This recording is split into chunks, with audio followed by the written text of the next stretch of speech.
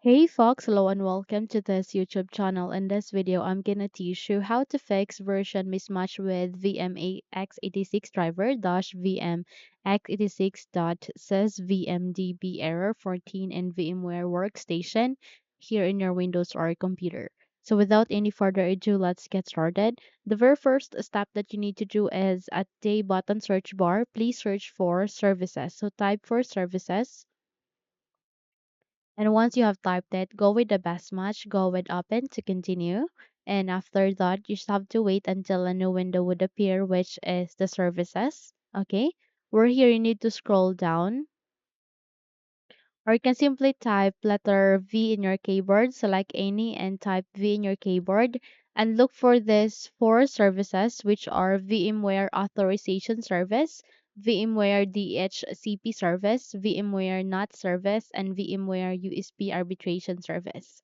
So my case, I don't have such, but in your case, you have that since you have installed it in your Windows. Okay. So you need to look for all of this and you need to change the startup type into automatic. How you can do that? So let's say for example this is the VMware service. So please do a right click, go with properties, click on it, and under the startup type set it into automatic, go with apply and then okay. So set this four services into automatic, okay, which are again these services, VMware Authorization, VMware DHCP, VMware NAT, VMware USB Arbitration Services. So set the startup type into automatic, and once you are done with all of the four, close this window. And the next step that you need to do is you need to update the VMware Workstation into the latest version. Okay, try to update it and wait until it will be updated. And before installing the new version, you need to navigate first here at the start icon. Please do a right click, scroll up, and go with Task Manager. A new window would appear, which is your task manager, where here you need to expand your window and proceed by searching for VMware here. So use the to search toolbar and type for VMware. Okay.